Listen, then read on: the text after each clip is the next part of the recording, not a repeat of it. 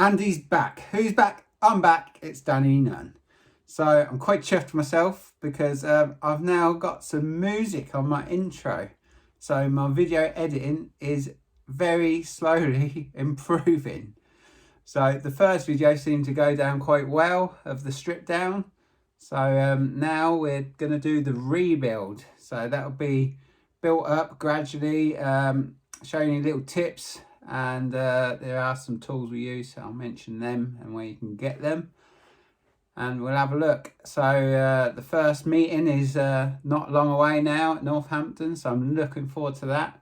It'd be good to see all the people again, and probably have a chat with a few of them and have a look at any new carts, new paint jobs before heat one, before they get covered in crap. So be good. So here is the cart build. Enjoy. Right, that's the first bit done. Got the floor bolted on. That's held on by 9 bolts in different places. One there, one in that corner, one in the middle there, and down the back and sides. So, yep, that's all bolted in. So go to the next job. Got my little footrest there. I've actually put that there because when you've got the steering in, the track rods that come from the steering across here, you hit the back of your leg on them. So with my foot resting on that, it keeps it bent so it goes over top of it. Doesn't affect me that side, so I haven't got a footrest that side. Anyway, I'll crack on next job and then we'll have a look at that. When I took the braking system off, I took it off with the hubs as well. So now I'm going to strip the hub down. So I'm going to take the brakes apart, put the brake pads in and change the bearings on the front wheel. So that's what we're doing here, just so you know. Right, we'll start stripping this one. So first of all, you probably want to take the, if you're taking the whole hub off, you need to take the brake off. So you're going to have to, you can unscrew, there's 2 screws on the back and screw the plate, which takes the whole brake off. But I want to check the pads anyway, so I'll just take the front of it off rather than taking the whole of it off. So I'll take that off. Now I'll take the hub off because I'm going to change the bearings in the hub. Usually change them at least once a year, unless they get notchy, then I'll change them. So we'll undo the brake, which has got 2 Allen keys in it. So undo them. Just got to be careful not to lose the spring, what's in the middle when you take these off.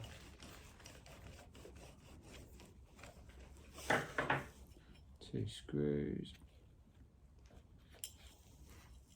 So that's basically the inside one. It's just got a small pad on it there. To be honest, it's got quite a lot on it, so it's not worth changing that one. So I'll leave that pad. That pad's fairly worn, so I'll probably change that one. So what I'll do with these brakes, turn it so you can see it a bit better. On these brakes, I'll put a bolt straight through. Normally these have a pin with a rubber, like a screw with a rubber bit over it on here and the bottom one, but I'll take them out and put a bolt through top and bottom so I can bolt back, and that way I can screw it and unscrew it to change the angle of the brake. Sometimes they get worn at an angle and then they'll catch, so you can change the angle and holds it in roughly in place. You still want it to have a bit of movement so it moves, but that's why I do that. So I've got to take them off now to get this off.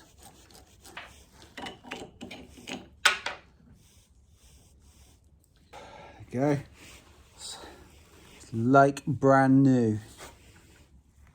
So compared to that one, it's got quite a bit on it. So you don't want them to get too low. Also, if they get too low, they can actually fall out, and then all your fluid will come out. So yeah, there's nothing really. Yeah, it's only the spring, and when you put the back on, that holds this in. It just slots in on top of the piston bit there that pushes out. And then when you screw the other bit on, it holds it on. Really, during brakes, you get your hands in a right state. So I should have wore gloves, but a bit late now. That's another thing to mention with this. This back pad normally just sits in there loose as well. But what I do is I get some silicone, like you use for your bathroom or whatever, put some silicone in and push the pad into it. And then you let that set and it just holds the pad. So it won't fall out, it just stays in. That also helps if it gets really worn and it leaves a gap, it stops it falling out. So I've had that happen. Also another trick, if that pad gets low, usually they get low, but because it sits deep inside it, you've probably got plenty of pad left. So the thing you can do is get a small washer and put underneath it. Put a washer underneath and then put your pad back on top. And so again, if you use silicone, it holds it all in place and it stays there. I've probably actually done that with this one by the looks of it. But it just gets a bit extra life out of your pad, which you all want. Save your pennies. And then before I put this on, I've got washers that I put in between that just to give it a bit of an extra gap. So that, because if they're too close, it'll wedge your brakes on as well. So they're not the best things to work with, these brakes, but they're not the worst either. So what I do actually is I'll stick that back on, put the pad in, because this one has to stay loose. You can't silicone this one. There's a good thing about siliconing it in, silicone's easy to remove with a screwdriver, so it's easy to get out again when you have got to change it.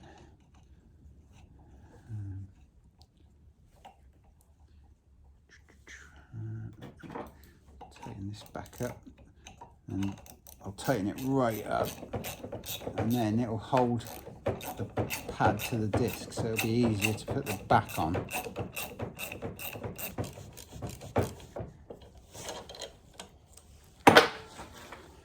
There you go, see, that's held that pad exactly where I want it now. So, I'll get the back, stick the screws through it, or bolts, or whatever. Put the spring in, just holds that spring where I want it. Once you get one started, do the other one up. Oh, it's coming out there, that's it.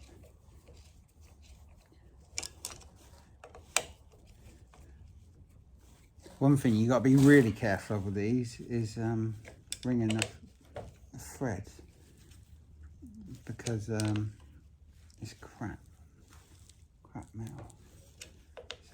And mine actually done it, but what I've bought is I'll show you, it's a helicoil kit, which basically you drill the hole bigger, then you thread it, and then these helicoils are like a metal spring shape what screw into it, and then you screws into the helical spring, which expands and holds it tight. And then since I've had that, no problem. Now loosen these back off. And a bit more.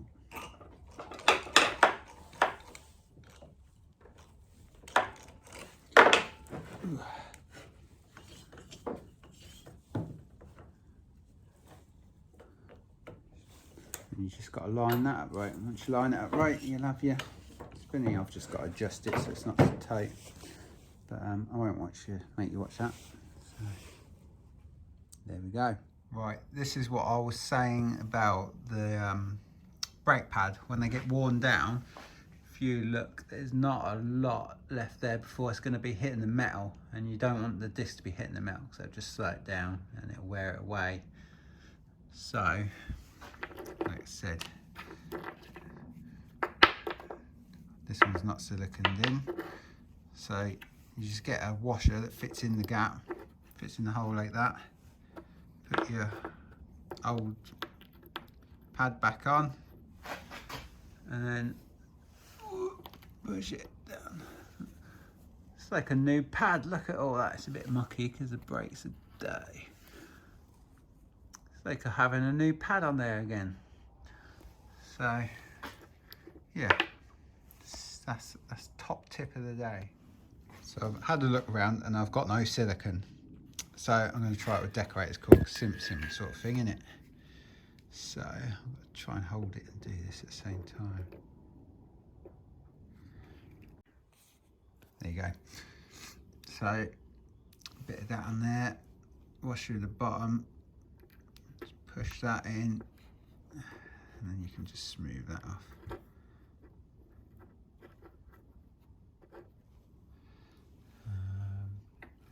Make sure that's clear for okay.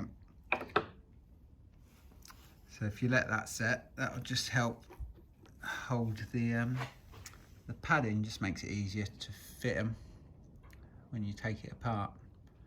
So there you go. Right, I'm back and changed the brakes pads, but completely forgot I was going to take the hub off and change the bearing.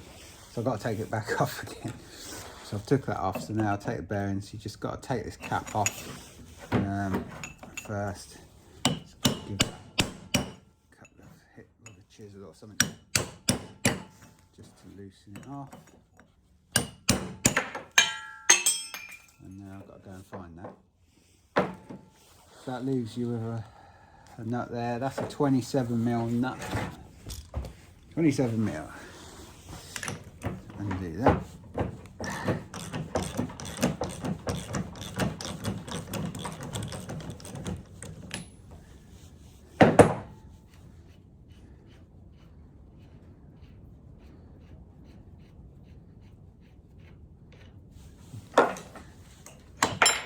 Just pulls off. Be careful not to lose your thingy. I've had to put a washer behind there because else I think most of them have a washer anyway. If you don't have a washer, when you tighten it up, it tightens it onto the metal and it just goes like really hard, and then you have to have your nut loose to make it spin freely. So you have a washer on the back there, so it goes in between and just goes on your middle.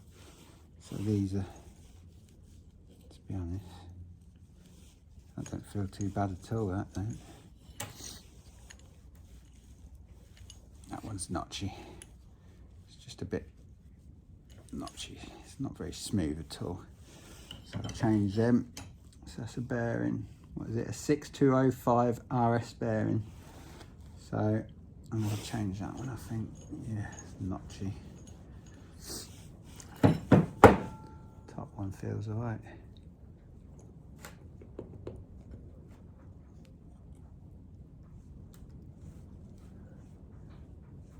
Yeah, nothing wrong with that top one. So to be honest, if there's nothing wrong with them, you're better off leaving them. So when you put them in new, they're a bit stiff for a start anyway, so they need running in. But the first couple of meters on shale anyway, so it won't matter too much about them running massively freely. So we'll change that bearing. So I'm going to remove the bearings from this. This is the rear hub for the freewheel.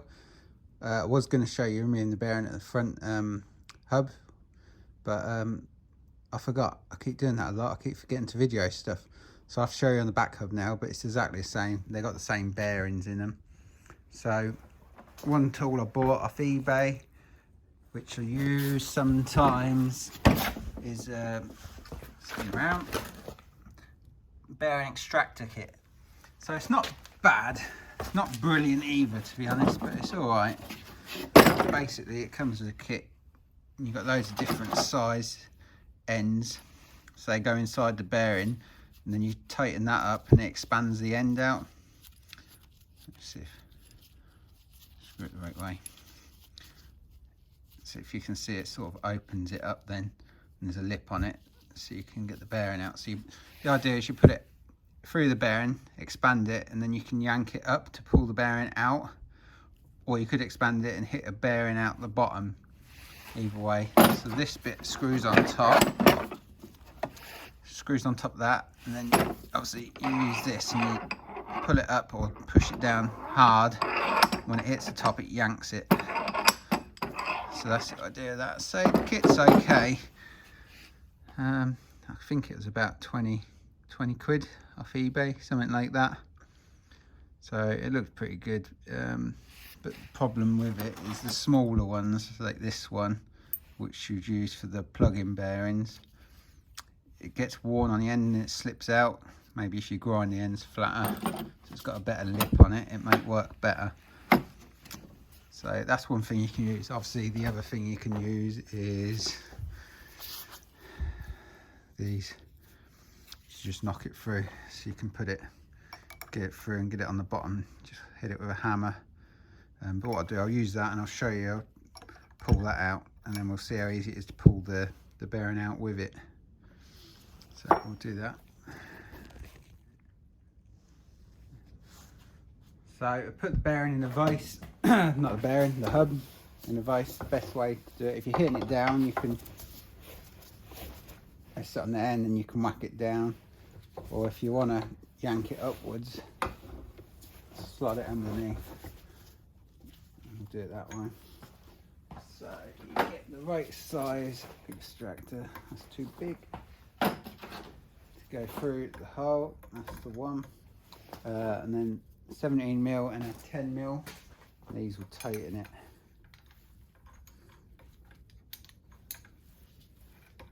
So it opens it up. So you want to open it up so it stays underneath the bearing. Oops. Right. There's a spacer in between the bearings and the back hubs and the front hubs, so you've got to make sure you don't get that wedged in. So to use these, you probably, if the space is tight, you can't get this in anyway. But if there's not, then you can get it in. See how well it actually works. I've not used it for these ones yet, because to be honest, it probably is just as easy to use that. Right, so once you've got that in, screw that on top.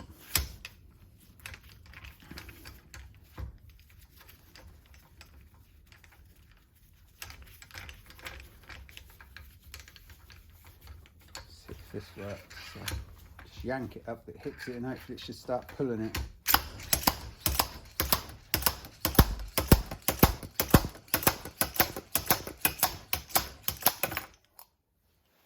There you go, that actually worked pretty well. Good. You've got your spacer in the middle. Not that you need a spacer because it's got lips in it, but there's in when I got it, so they must be in there for a reason. So then you've got the bottom one in there, so the other way you can do it is, say, you should probably hit it down. I'll do that now. I'll just use the punch to do that. Tap it on one side and tap it on the other.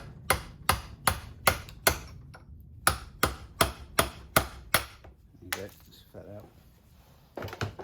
So it's got both the bearings out. So yeah, worked pretty well. Just pulling it out. So that's pretty, yeah, that worked pretty good. Say on the smaller ones, what will happen is if that gets worn on there, it tends to just, it'll pull through. So probably if you make the ridge a bit, grind the ridge a bit bigger, probably better for like the plug-in bearings. As long as you don't have it, so some people have it so there's like, you have the big bearings top and bottom and then have small ones in between to fill it up. If you do that, I don't think it would work. To be honest, it's a nightmare to get bearings out when they're like that. So that's the bearings out. So now we'll put new ones in. Obviously the reason I'm changing them is because you can't tell, but it's like notchy. You can feel it. It grabs, and as you're turning it, I don't think you ain't really gonna see it. on them. That one's bad. Yeah, you can't really see it but you can feel it. And it just doesn't spin smooth. You can feel it notching and grabbing. So when it gets like that, you probably want to change it.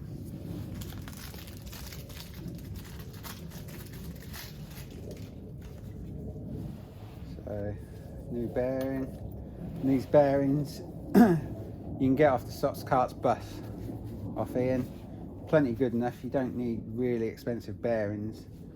I don't know how much, I can't remember how much they are, but you don't need super expensive ones. The ones off Ian are good and do the job good. So I hit it flat for a start to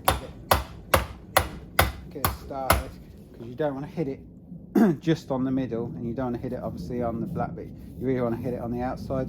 So you've got a flat hammer, you hit it side, and then once it gets in, you need something big. So on the bearing extractor kit I've got, obviously there's one for a big bearing, so it's the size of the outside.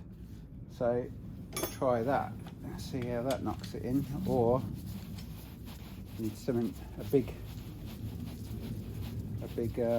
socket. But I shouldn't think many people have got sockets that size laying around.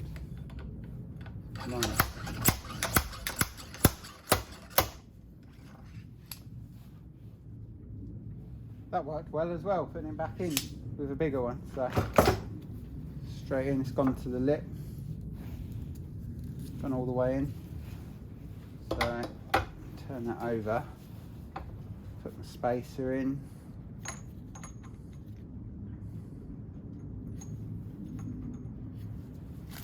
The other bearing.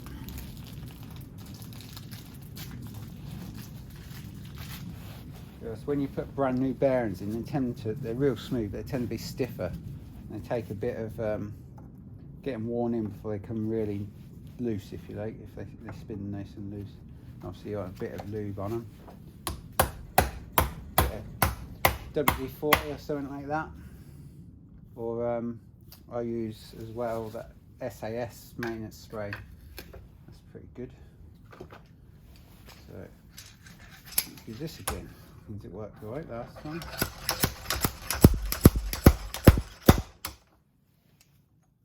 check it's tight.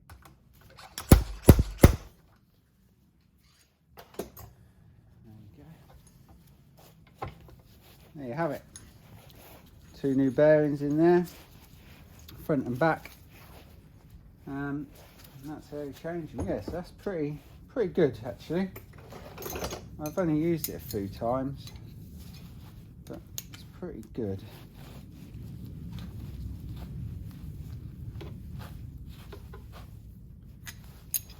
That's all I can really tell you about putting bearings in. I mean, for smaller bearings and the plugins, it's the same process really. I've not got to change them, so I'll have to, if it happens, if I break them at a meeting or something, I'll video it then changing them, because it's hard. You have to line it up to get your bolt back through them. It's a bit tricky sometimes, and I've got a technique I use which I can show you using them, but you get all thinner ones and you get one with a point and you can get it through, but I'll show you that.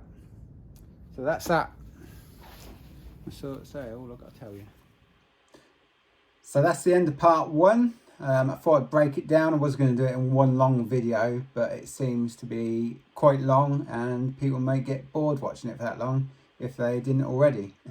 But people new to Stoxkarts probably find it interesting. Others might think, Jesus, he's waffling on about brakes and bearings. But there you go. So I'm going to break it down different parts and we'll have a look. So part 2 we'll carry on with whatever. I can't remember, so you'll have to wait and see. So I'll see you in a bit.